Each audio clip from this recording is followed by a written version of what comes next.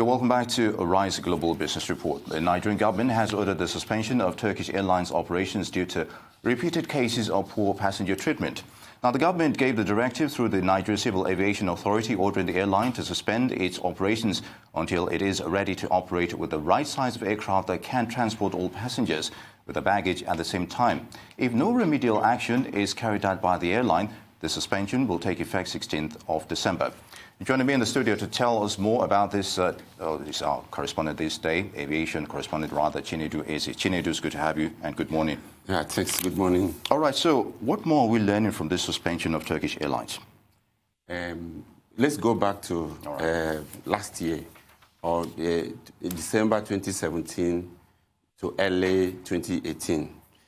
You know, that time there was an invasion of the Nnamdi Azikiwe International Airport by passengers, because Turkish Airlines couldn't get the bags along with the passengers. In fact, they wanted to stop the flight from taking off. Yeah. You know, that was security, erosion of security.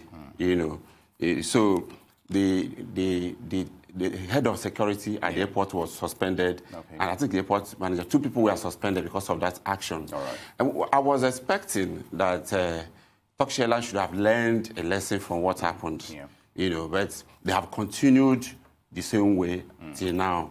And for me, NCAA didn't act fast. They should have suspended them earlier before now, because the signs of the attitude had always been there, and they didn't seem to be changing. You know? Yeah. So you've already answered the question about the decisive action being taken by NCAA. You know, yes.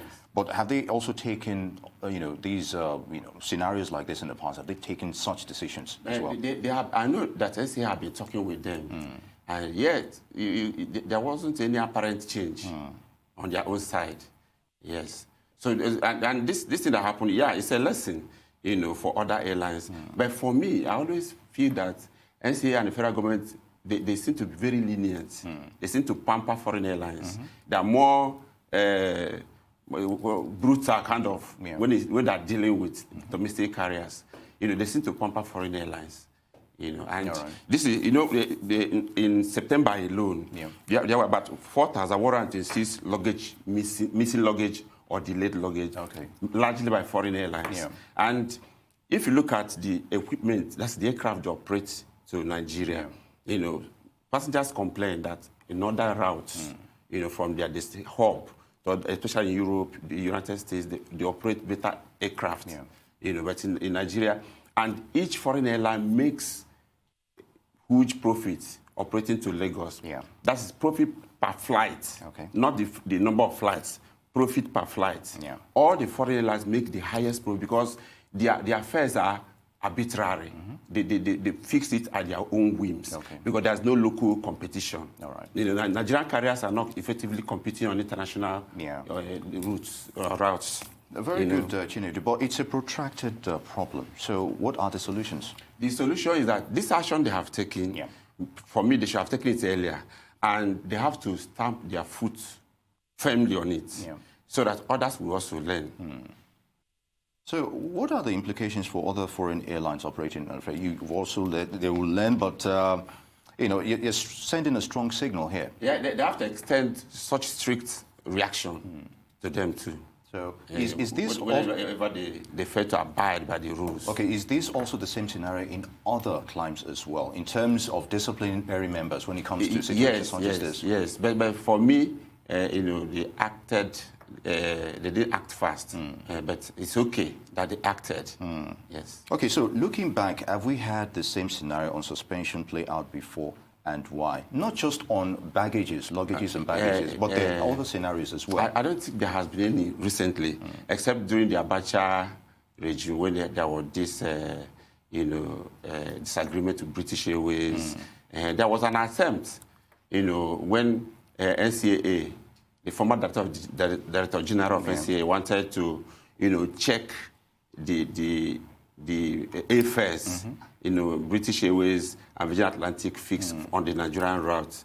But, it just ended. I think there was a negotiation at the governmental level between the United Kingdom and Nigeria, and that's, So in essence, do you foresee any strained relations regarding this issue with... They're not going to be, because Nigeria is a very big market. We Nigerians and Nigerian government, we are not fully exploiting the advantages of our big market.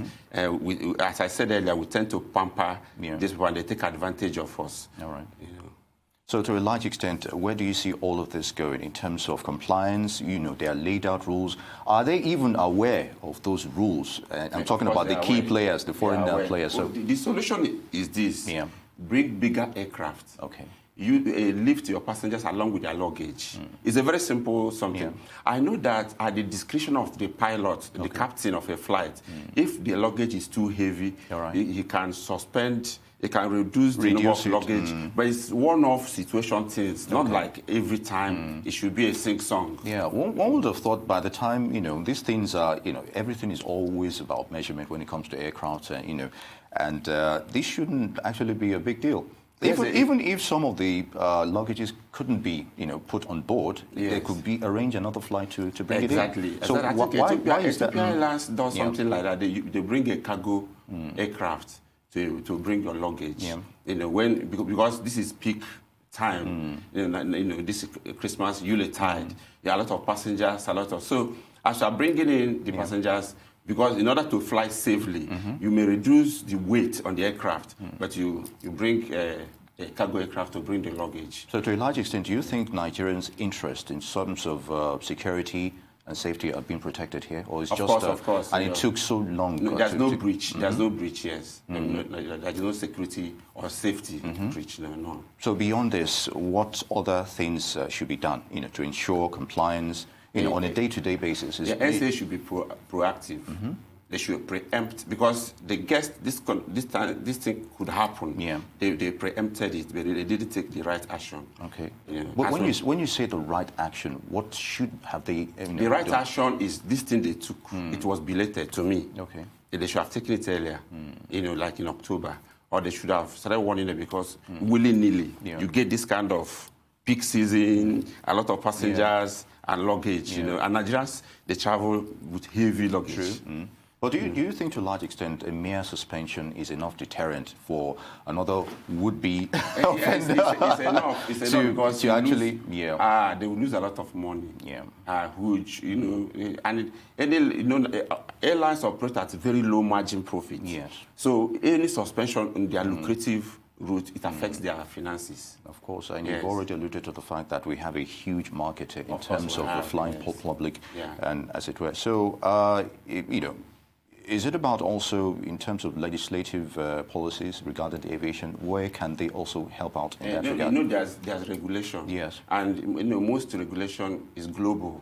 It's like how, you know, you domesticate it to suit your, you know, but there's nothing National Assembly can do about it, or, you know, because so everything there are provisions within the, is it the IATA or the ICAO, International Civil Aviation Organization? Yes. All right. So it's guarded globally. You know, the rules are there for everybody. Of course, they know. They let us know. All right, that's very interesting to know, and hopefully others will learn from this scenario. Chinedu Ezeh, Aviation Correspondent for THISDAY, sister publishing house. Many thanks for your thoughts on those issues. Good to have you.